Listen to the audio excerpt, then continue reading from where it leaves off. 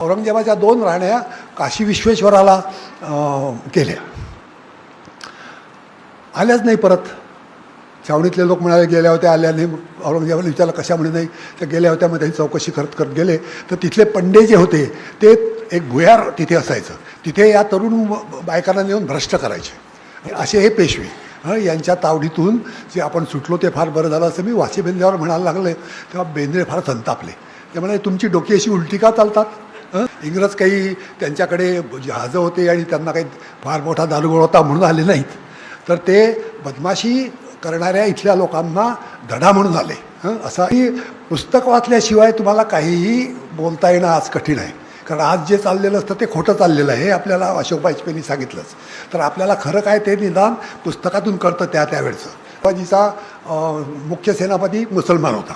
शिवाजीच्या बरोबर शेवटपर्यंत त्याचा विश्वास ज्याच्यावर होता तो मदारी. हा म्हणजे त्यावेळी स्वतःच्या लोकांच्यावर विश्वास नव्हता शिवाजीचा. पण त्या मित्र हो, माझ्या बरोबर बसलेले शरद पवारजी आणि अशोक वाजपेयी यांच्या इतका काही मी मोठा नाही. यांच्या इतकं कार्यसुद्धा माझं काही उत्तुंग नाही. पण मी एकाच क्षेत्रात बरंच काही करायचा प्रयत्न केला आणि तो चांगला केला असं एक मला अभिमानाने सांगावं असं वाटतं. त्यामुळे मी आपल्यासमोर काही माझी निरीक्षणं मांडायचा प्रयत्न करतो. पहिली गोष्ट मला एक या निमित्ताने म्हणजे मला जेव्हा मुंडगेकरांनी सांगितलं की आपल्याला यावं लागेल, ते आमचे व्हाईस चान्सलर होते मुंबई विद्यापीठात आणि त्यांच्या काळात मुंबई विद्यापीठ फार चांगलं चाललं होतं. त्यामुळे मला त्यांचं ऐकणं भाग आहे की यायचं तर यायचं ठीक आहे. आणि दुसरं एक कारण मी तयार झालो म्हणजे मी विद्यार्थी असताना MLA इथे दर कुठला तरी एक वार मला वाटतं बुधवार का गुरुवार इथे नेहमी येऊन बसायचो आणि माझं काहीतरी काम करायचो. कारण मी मराठीचा खरा विद्यार्थी, मी इंग्रजी घेतलं होतं इथं, पण मराठीत मला कमी मार्क मिळाल्यामुळे नापासच जवळपास होणार होतो, ते मी सोडून दिलं आणि इंग्रजी घेतलं. पण मला मराठीचं प्रेम होतं म्हणून मी ते येऊन बसायचो आणि इथे सगळीच पुस्तकं असायची. आणि त्यावेळी मी एक नाटकही लिहायचं मनावर घेतलं होतं. दुसऱ्या बाजीरावावर मला नाटक लिहायचं होतं आणि त्यावेळी वाशी बेंद्रे इथेच वरती बसायचे. त्यावेळी लहानचं 2 मजली फक्त होतं, काही एवढी इमारतही नव्हती. तर त्यावेळी आम्ही मग काय वाचावं काय नाही म्हणून ते चर्चा करायला त्यांच्याकडे जायचो. तर ते त्यांनी मला सुचवलं पेशवे दप्तर वाचा, अमुक वाचा, इथे खूप आहे. सुदैवाने इथे एवढे मोठी कपाटाची भरलेली पाहून मला फार उत्साह आला आणि मी खूप त्यावेळी वाचलं. त्यावेळी मला असं लक्षात आलं की आपण जो काही इतिहास समजतो तो खरा नाही आणि आपण आता खऱ्या पद्धतीनेच दुसऱ्या बाजीरावावर लिहिलं पाहिजे. की दुसरा बाजीराव हा फार मोठा माणूस होता. कारण काय मी बेंद्रेंनाही मी सांगितलं की त्यांनी या पेशव्यांच्या तावडीतून महाराष्ट्राला वाचवलं आणि इंग्रजांच्याकडे सोपवलं. कारण काय त्यावेळी मी पेशवे दप्तरात पाहत होतो की हे इतके काय म्हणायचं दुष्ट आणि नीच वृत्तीचे होते सगळे. उदाहरणार्थ नानासाहेब पेशव्यांची तुम्ही आताही पाहून या. हेच मी तुम्हाला सांगणार आहे आज, विशेषतः ती सगळी तरुण जी पिढी आहे त्यांना, की पुस्तक वाचल्याशिवाय तुम्हाला काहीही बोलता येणं आज कठीण आहे. कारण आज जे चाललेलं असतं ते खोटं चाललेलं आहे हे आपल्याला अशोक वाजपेयींनी सांगितलंच. तर आपल्याला खरं काय ते निदान पुस्तकातून कळतं त्यावेळचं. त्यावेळी काय होतं हे त्यावेळी कळतं. उदाहरणार्थ मी आता मग त्यावेळी सांगतो की हा नानासाहेब पेशवा म्हणजे यांचे बाबा याचा तो कुठेही गेला की याचं पत्र असायचं. तो गोविंदपंत बुंदेले कोणतरी तिकडे पंजाबात होता, तर त्याला पत्र याचं नानासाहेब पेशव्याचं की मी इतके दिवशी अमुक ठिकाणी येतो आहे, काहीतरी पतियाळामधलं 2 शुद्ध आणि सुंदर मुली 8 ते 10 वर्षाच्या तयार ठेवाव्या असं पत्र आहे. पहा हे मी इथे वाचलेलं आहे. आता हा 8 ते 10 वर्षाचा मुलगी, हा 40-42 वर्षाचा माणूस, हा 8-10 वर्षाच्या 2 मुलींना तयार ठेवाव्या दर ठिकाणी. म्हणजे हा काय मारून टाकायचा त्यांना का काय काही सांगत आहे, पण दरवेळी त्याचं असं पत्र. म्हणजे असे हे पेशवे यांच्या तावडीतून जे आपण सुटलो ते फार बरं झालं असं मी वाशी बेंद्रेवर म्हणायला लागले. तेव्हा बेंद्रे फार संतापले.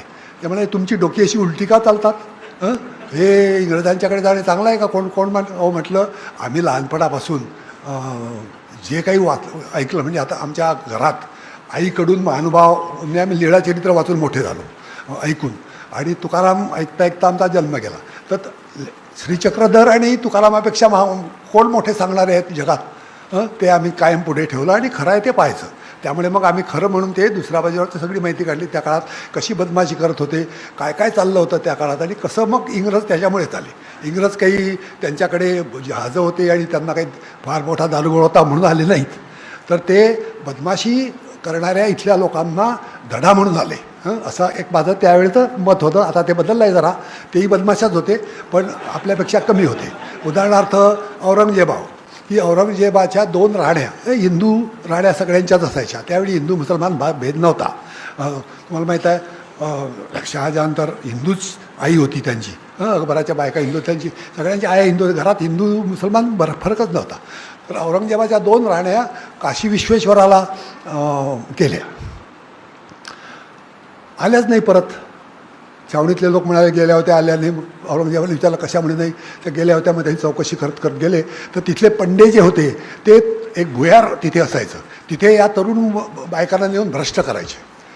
हे त्याला लक्षात आलं. त्यांनी मग ते जे मोडतोड झाली आहे ना आता ती ज्ञानवापीचं हे चाललं आहे कोर्टात, ते त्यावेळी झालेलं आहे की असे जर हे पंडे असले तर यांना मारलंच पाहिजे. आणि त्यांनी ते साफ केले. आणि मग त्याची इतिहासकारांनी अशी नोंद घेतली की हा हिंदू द्वेष्टा होता. म्हणजे पंडे हे काय हिंदू होते काय, बायकांना भ्रष्ट करणारे.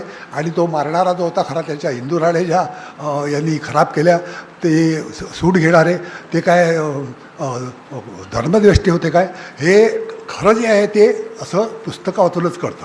म्हणून मी आपल्याला विशेषतः तरुण पिढीला सांगणार आहे की ही मुंबई मराठी ग्रंथसंग्रहालयासारखी जी काही दुर्मिळ अशी आज आयलंडच आहे ती, म्हणजे बेटच आहे ती मोठ्या महासागरातली, म्हणजे क्षुद्रवृत्तीच्या महासागरातली ही बेट आहेत की तुम्हाला इथे खरं काय ते कळेल. म्हणजे तुम्हाला पेशवाईचं खरं काय ते कळेल, बाहेर चाललेलं खोटं असतं. तुम्हाला त्यावेळीचं जे काय वातावरण होतं त्याचं, शिवाजी महाराजांबद्दल तुम्ही काही ऐकलं असेल ते ऐकलेलं सोडून द्या, तुम्ही खरं काय वाचा. या सगळ्या जुन्या गोष्टी आपल्याला तिथेच कळतात. उदाहरणार्थ शिवाजीचा मुख्य सेनापती मुसलमान होता. शिवाजीच्या बरोबर शेवटपर्यंत त्याचा विश्वास ज्याच्यावर होता तो मदारी, हा म्हणजे त्यावेळी स्वतःच्या लोकांच्यावर विश्वास नव्हता शिवाजीचा, पण त्यांना दुसऱ्या म्हणजे त्यांच्यात हा भेदच नव्हता. तसंच औरंगजेबाचा मुख्य सेनापती जयसिंग तुम्हाला माहिती आहे शिवाजीला पकडून नेणारा हिंदू होता. राजपूत त्या काळात अकबराच्या वेळी काहीतरी 30-40% होते. मी सुद्धा पाहिलं, कारण मला आता हिंदूचा दुसरा भाग लिहायचा आहे. तर त्यावेळी असं लक्षात आलं की हे औरंगजेबाच्या काळात हिंदू सरदार वाढले, 50%च्या वर झाले, 60% तरी नीट आकडा सापडत नाही, पण निदान निम्म्यापेक्षा जास्त सरदार हिंदू होते औरंगजेबाच्या काळात. हे तुम्हाला कसं कळेल बाहेर, तो द्वेष्टा होता आणि मग होता. सतीची चाल पहिल्यांदा बंद करणारा कोण होता इतिहासात, फक्त बेंटिंगचं नाव असतं, पहिल्यांदा औरंगजेबाने बंद केलं. की लहान लहान पोरी बिचाऱ्या लहानपणी, म्हणजे त्या काळात अगदी याचं उदाहरण पंतप्रतिनिधी औंधचे, त्यांचं आत्मचरित्र ते मिळत नाही आता पहा, कारण लोकांना ते प्रकाशित करावं असं वाटत नाही. त्याच्या घरात 8 वर्षाची मुलगी 42 वर्षाच्या मुलाशी लग्न, त्याच्या घरात स्वतःच्या. एका लहानशा मुलीला खूप कष्ट करावे लागायचे. 8-10 वर्षाची पोरगी, सासू त्रास द्यायची, तिने आडात म्हणजे छोट्या विहिरीत जीव दिला. असं पंतप्रतिनिधींच्या आत्ता म्हणजे 20व्या शतकाच्या सुरुवातीचं हे चित्र आहे. असे आपले लोक होते. तेव्हा ही जी परिस्थिती आहे ना, ती सगळ्यात वाईट आहे. नैतिकदृष्ट्या तुमचं जर स्खलन झालं तर तुम्हाला काहीही वाचवू शकत नाही. आणि तीच परिस्थिती त्याला अशोक वाजपेयी म्हणाले ती आपली आहे. नैतिक स्खलन इतकं होत आहे की रोज बातम्या येतात बायकांना भ्रष्ट केल्याच्या. पिंपरी चिंचवडला दरवर्षी गेल्या वर्षीचा आकडा 300 असतंच, 350-300-350 लहान लहान मुली पळवून नेल्या. हे आजचे आकडे आहेत. हे काय देश आहे का काय, इथे राहायचं कशा करता? हे काही सहन होतं काय? एवढ्या एवढ्या तुमच्या घरातल्या लहान मुली पळवून नेल्या आणि त्यांना कुठेही धंद्याला बसवलं किंवा विकलं किंवा भीक मागायला लावतं, ते आवडेल. पण आज हे होत आहे आणि आपण इतके निर्लज्ज की आपण जगतो आहोत. म्हणजे आपण हे सगळं साजरं करतो आहे आणि आनंदाने सगळं सहन करतो आहे. तर हे आता नव्या पिढीने बिलकुल ऐकायचं नाही. आमची पिढी मूर्ख होती ते सोडून द्या. आमचा तर जन्म ब्रिटिश काळात झाला, नंतर आम्ही अनेक प्रकार पाहिले. पण तुम्ही आता हे बदला, हे तुम्हाला शक्य आहे. आणि हे तुम्हाला पुस्तकांच्याकडूनच मिळेल. म्हणून ग्रंथांचं महत्त्व याच्यासाठी आहे. याच्यासाठीच मी हा पहिल्यांदा विषय घेतला. आणखीन एक मला सांगावं असं वाटतं आहे की ग्रंथ खूप असतात, म्हणजे खोटं सांगणारे पण ग्रंथ असतात, खरं सांगणारे असतात, कायम स्वरूपाचं काही सांगणारे असतात. हे वाचकाला आपोआप कळत जातं की कोण खरं बोलत आहे, कोण खोटं बोलत आहे. उदाहरणार्थ माझा प्रवास हे पुस्तक आम्ही इथेच वाचलं सुरुवातीला. त्यावेळी काही नव्या आवृत्त्या नव्हत्या, पण जुनं कुठलं तरी एक त्यावेळी प्रसिद्ध केलेलं काहीतरी 19व्या शतकातलं काहीतरी पुस्तक होतं ते. तर त्याच्यात हा अलिबाग पेणकडचा भिक्षुक माणूस यज्ञ करणार आहे कोणतरी झाशीला, म्हणून झाशीचा प्रवास पायी पायी करत गेला आणि त्यांनी ते लिहून ठेवलं काय काय मिळत होतं ते. ते जर वाचलं तर असं लक्षात येईल की काय आपली नीतिमत्ता होती, म्हणजे अगदी झाशीच्या राणीच्या दरबारात काय काय चालत होतं आणि किती वाईट परिस्थिती त्यावेळी होती हे सगळं त्यांनी एक. त्याला का खोटं बोलायची काय गरज आहे, तो तरी यज्ञाचं दक्षिणा मिळते म्हणून गेला होता, पण ते खरंच बोलला की नाही आणि त्याला काही इंटरेस्ट नव्हता. ते लिहून ठेवलं. ते नंतर चिखलकरांनी कोणतरी ते छापलं, सॉरी चिवीजोगांनी छापलं आणि मग आपल्याला तर मिळतं. म्हणून सगळ्यात तुमचा विश्वास ग्रंथांवर असला पाहिजे आणि कोणते ग्रंथ कसे हे तुम्हाला आपोआप कळतं. कारण काय ग्रंथ जे असतात ना ते नेहमी काय म्हणतात, आपलं जे काय कॉग्निशन, ज्ञान घेण्याची जी वृत्ती असते, ज्ञान मिळणं, कॉग्निशनचा मूळ संस्कृत म्हणजे इंडो युरोपियन शब्द ज्ञा असाच आहे. ज्ञापासूनच कॉग्निशन झालं आहे. तर आपल्याला जे ज्ञात होतं, जे मिळतं किंवा कळतं, ते सगळं जे आहे ते आपल्यापुरतंच असतं. लहानपणापासून आपण आपलं पाहतो, पण पुस्तकातला कुठला तरी इंग्लंडमधला, जर्मनीतला कोणतरी किंवा काफका म्हणा किंवा रशियातला डॉस्टोव्स्की म्हणा, हे जे काही जग पाहिलेलं असतं ते आपल्याला कधीही पाहायला मिळणार नाही असं असतं. त्यामुळे आपण जेव्हा हे वाचतो पुस्तकं तेव्हा आपल्याला ते जग पाहायला मिळतं जे कधीही कोणाला मिळत नाही आणि ग्रंथांनी ती सोय करून ठेवली आहे. तुम्हाला माहिती आहे ग्रंथांचा इतिहास आत्तापर्यंत पाहिला तर साधारण काहीतरी 5000 वर्षापासून लिहायला सुरुवात झाली. तीसुद्धा विटा दगडांच्यावर वगैरे करत करत हळूहळू काहीतरी 14व्या शतकात 15व्या शतकात मुद्रण सुरू झालं आणि तिथपासून हळूहळू एकाचा अनुभव दुसऱ्याला कळायला लागला आणि मग जग कसं आहे हे आपोआप कळायला लागलं. नाही तर आधी कळत नव्हतं. म्हणून त्या नाना फडणीसासमोर एक माणूस आला आणि त्यांनी पृथ्वीचा एक गोल दाखवला. तर नाना फडणीसाला आश्चर्य वाटलं की अरे हे असं अशी कशी काय पृथ्वी आहे, इथून काही पडत नाही का माणूस असा चालला पुढे. तर हे आपलं त्यावेळेचं ज्ञान होतं. त्या मनाने ते लोक जास्त ज्ञानाच्या बाबतीत थोडे होते. म्हणजे बंदुकी आणि ॲटम बॉम्ब आणि चंद्रावर जाणं याच्यानी माणूस सुधारत नाही, तर हे तुमच्या ज्ञानावर सुधारतो की तुमचं ज्ञान कितपत आहे. तुमचं ज्ञान आज जर पाहिलं आकडे, युनेस्कोचे आकडे आहेत, तर ह्या युनेस्कोच्या आकड्यात जर पाहिलं तर जगातल्या युरोपातली संख्या 13% लोक नाहीत, युरोपाची कमीच होत आहेत. आणि आपल्या जे तिसरं जग म्हणतात हिंदुस्थान वगैरे जे वाढतंच आहे काय लोकसंख्या, त्या बाबतीतच फक्त आपण पुढे आहोत की सगळ्यात पुढे लोकसंख्येचे आहोत. तर अशी सगळ्या या तिसरं जग ज्याला म्हणतात गरीब लोकांचं ते 70% लोक. तर यांच्यातलं पुस्तक वाचायचं प्रमाण काय आहे? ऐकू येत आहे? येत आहे? हां, जवळ बसून सॉरी. तर युरोपातले 13% लोक जवळजवळ 60% पुस्तकं वाचतात. हे युनेस्कोचे आकडे आहेत, बुक रिव्होल्यूशन. म्हणजे किती कमी लोक, पण 60% जगात होणारी पुस्तकं युरोपात असतात. म्हणजे मी स्वतः जेव्हा ब्रिटिश म्युझियममध्ये गेलो, तिथे मी लेक्चरर म्हणून गेलो होतो, तर मला त्या रांगेत माझंसुद्धा पुस्तक दिसलं, कोसला. तर मला इतका आनंद वाटला, पण दुःख असंच वाटलं की इथल्या लोकांना कोसला जे काही मराठी येत असेल त्याला काही मिशनरी लोकांच्यामुळे मराठी येतं थोडंफार, त्यांच्यासाठी सुद्धा कोसलं आहे. पण आपल्याकडे त्यांच्याकडं सगळ्यात चांगलं पुस्तक नसतं, लायब्ररीमध्ये नसतं. सुदैवाने मी फार चांगल्या लायब्ररीत गेलो, पण तिथेही आपण युरोपाची बरोबरी करू शकू आजही अशी परिस्थिती नाही. आज अजूनही आपण अतिशय मागासलेले आहोत, म्हणजे रानटी अवस्थेतले आहोत. त्याच्यामुळे आपण असे विश्वास ठेवतो वेगवेगळ्या गोष्टीवर आणि भ्रामक गोष्टीवर की हा खराब होता, तो खराब आहे, अमुक करू तमुक करू, हे नाव बदला ते नाव बदला, हे नको त्या गोष्टी. म्हणजे हे दुसरं काही येत नसल्यामुळे असं जे चाललं ते वाढवणे नव्या पिढीला आता पहिल्यांदा लक्षात घ्यावं लागेल की खरं काय ते ज्ञान आहे ते मिळवा त्याच्यात तुमचं आयुष्य गेलं तरी चालतं, पण एक लहानसा तुकडा जरी मिळाला तर तुम्ही काय म्हणता आत्मविश्वास येतो की हे खरं आहे खोटं आहे. म्हणजे आम्ही अगदी युरोपातल्या लोकांना आता ठणकावून सांगतो की हे तुमचं बरोबर नाही, कारण आम्ही वाचलेलं आहे आणि तुमचीच पुस्तकं वाचून आम्ही हे सांगतो आहे की हे असं नव्हतं. उदाहरणार्थ इंग्लंडमध्ये एका सेमिनारमध्ये सांगितलं की हिंदुस्थानात धर्मपाल एक मोठे आपल्याकडचे त्यांनी पुस्तकं लिहिलं आहे की इंग्लंड आले त्यावेळी हिंदुस्थानात देशभर अशी काही शैक्षणिक एज्युकेशन सिस्टीम होती, शिक्षण व्यवस्था, की प्रत्येक गावात शाळा होती. पंतोजी असे कोणी असे, तुकारामांनी शिकला की पंतोजींनी काय हातात पाटी धरली वगैरे, ते तुकारामाच्याही खेड्यात पंतोजी होता.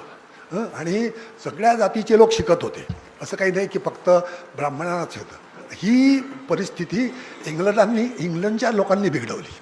इंग्रजांनी ही शिक्षण पद्धती नष्ट केली आणि स्वतःची काहीतरी त्यांनी सांगितलंच आहे आपल्याला की हे सगळे लोक हळूहळू ख्रिश्चन करण्यासाठी आपल्याला हे आपली पद्धत त्याला दिली पाहिजे. आणि त्यामुळे इथली सिस्टीम गेली आणि त्याच्याकडे आधी आपल्याकडे जॉमेट्री, अल्जिब्रा, म्हणजे त्यावेळी ते जे माहीत होतं ते सगळं येत होतं. आपण जर स्वतंत्र असतो तर आपण तिकडची सुद्धा फिजिक्स, केमिस्ट्री ही सुद्धा शिकवली असते. पण आपल्याकडे अगदी सुरुवातीचे आयुर्वेद मधले लोक, कधी सुश्रुत, चरक, या सगळ्यांना प्लॅस्टिक सर्जरीपर्यंतच्या गोष्टी त्याच्यात आहेत.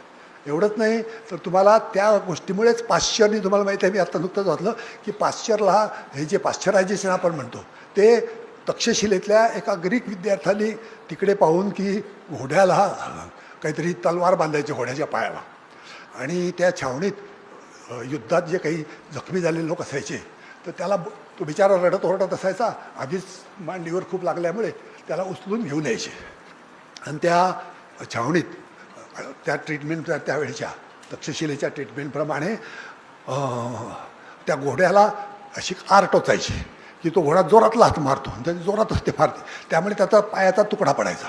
तर त्या ग्रीक विद्यार्थ्यांनी असं लिहिलं आहे की किती रानटी लोक आहे तो बिचारा आधीच रडतो आहे आणि त्याला त्या घोड्याच्या पायाच्या तलवारीने ते पाय कापतात. पण हे जेव्हा त्या पाश्चरनी वाचलं तेव्हा त्याच्या लक्षात आलं की हे गँग्रीन होऊ नये म्हणून तो भाग पूर्ण काढलं आणि त्या भागाला मग पाश्चरायझेशन आपण म्हणतो तो शोध तिथे लागला. असं बारीक बारीक गोष्टी तुम्हाला पुस्तक वाचल्याशिवाय कळणार नाही, त्या नुसत्या गप्पा मारण्यात अर्थ नाही आणि त्याच्यामुळे उलटच काहीतरी होत असतं. म्हणून प्रत्यक्ष वाचलं ते डोक्यात असतं आणि ते खरं असतं, कारण तिथला काही तक्षशिलेचा विद्यार्थी काही खोटं बोलणार नाही आणि त्यावेळी त्याला काय करत होते फोटो घ्यायचे. पण ह्या गोष्टी खऱ्या घडलेल्या आहेत त्या आपल्याला ग्रंथांच्यामुळे कळतात. आणखीन एक मला सांगायचं होतं आपल्याला की ज्यावेळी आपल्याकडे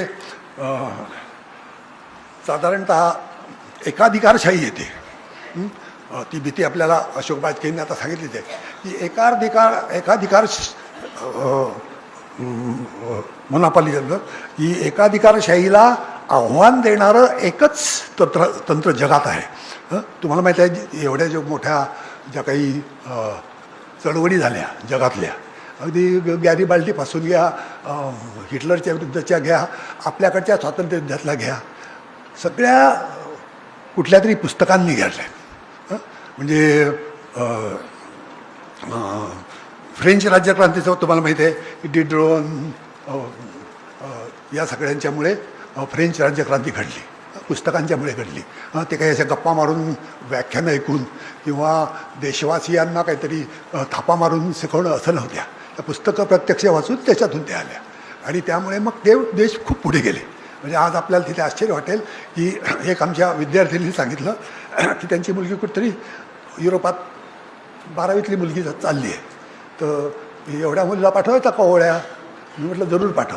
हिंदुस्थानाबाहेर कुठेही मुली सेफ आहेत, हिंदुस्थानातच फक्त सेफ नाही आहेत, तर तू जरूर पाठव, कारण तिथे असे बलात्कार होत नाहीत.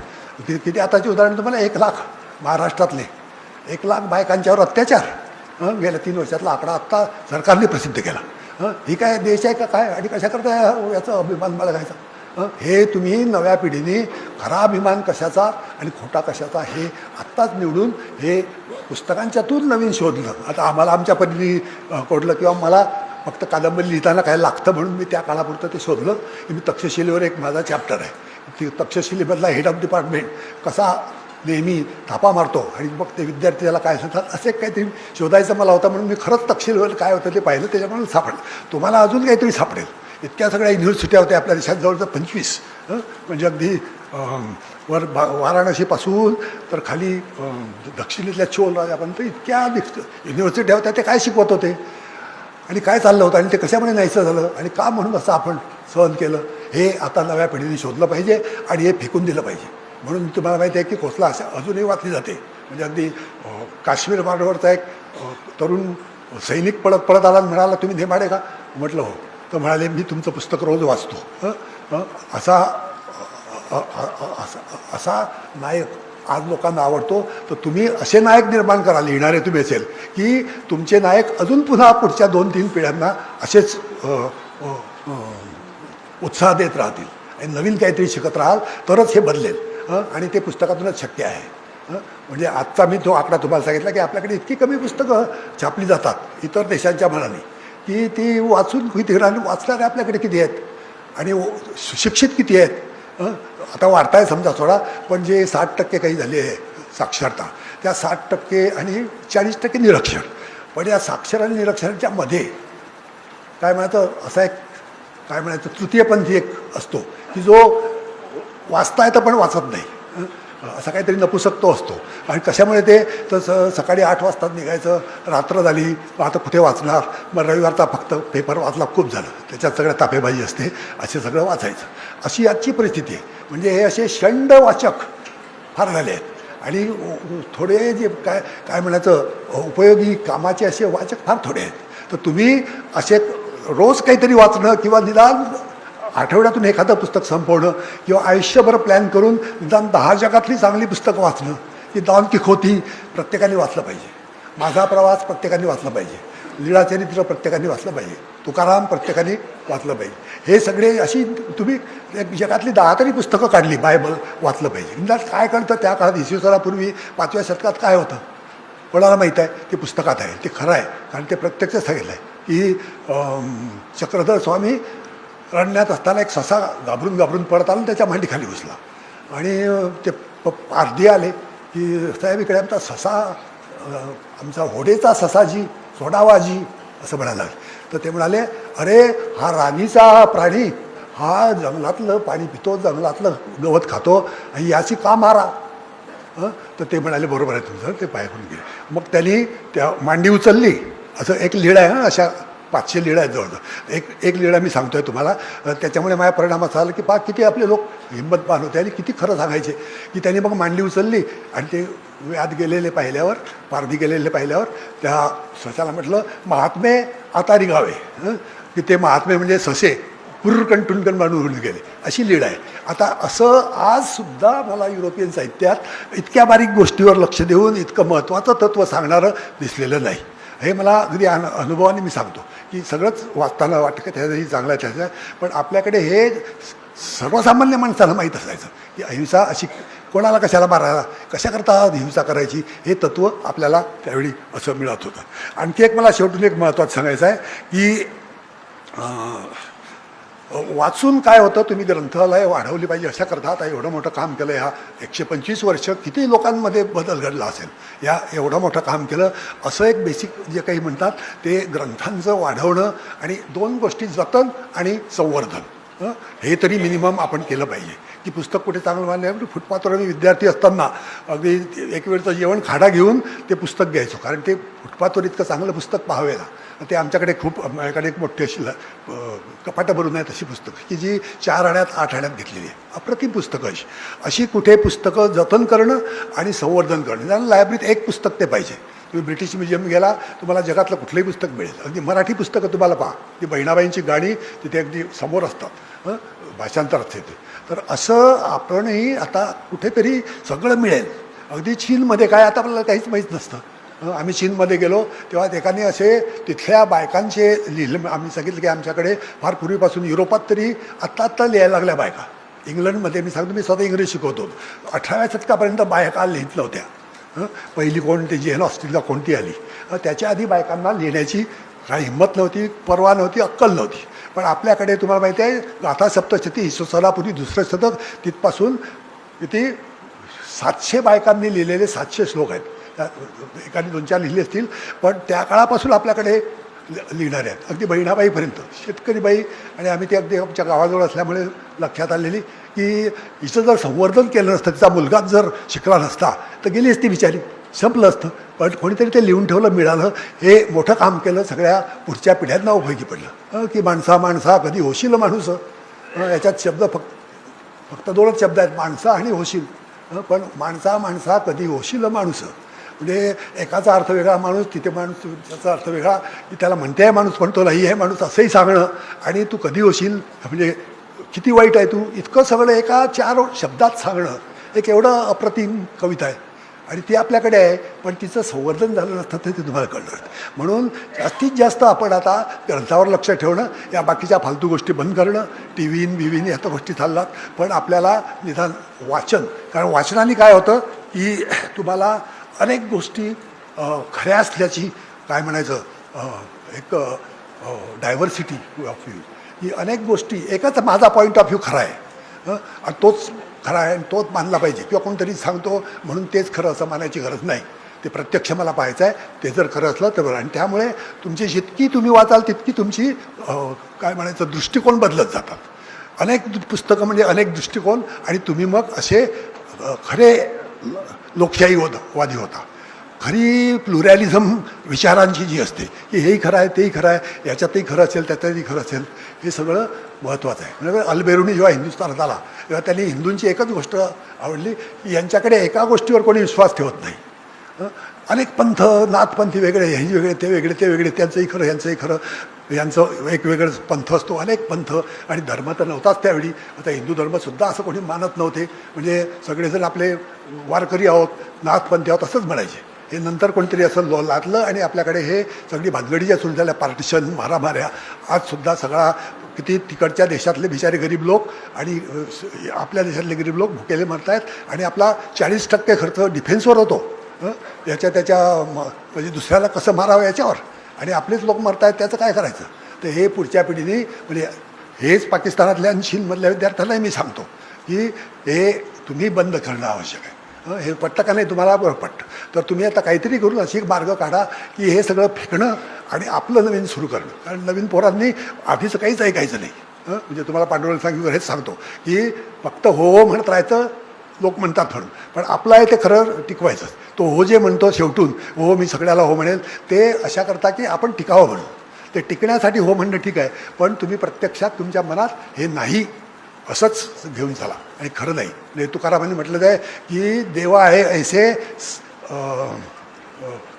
समजावे जनी, पण देव नाही ऐसे मानावे मनी. म्हणजे तुकाराम एवढा विठ्ठलाचा भक्त, पण तो म्हणतो की देव आहे असं बाहेर सांगा, पण मनात तुम्ही गृहीत धरा की देव नाही. हे तुकारामाचं मत आहे. असं असे आपल्याकडे लोक होऊन गेले. हे तुम्ही प्रत्येक तत्वात नेहमी ठेवा की मनातलं वेगळं बाहेरचं वेगळं, तर तुम्ही टिकू शकता. आणि जर तुम्ही आणखीन जास्त शूर असला तर तुम्ही बाहेरचंही नाही म्हणायला शिका. ते मात्र मला काही जमलं नाही, तर आपण कृपा करून ते करावं. माफ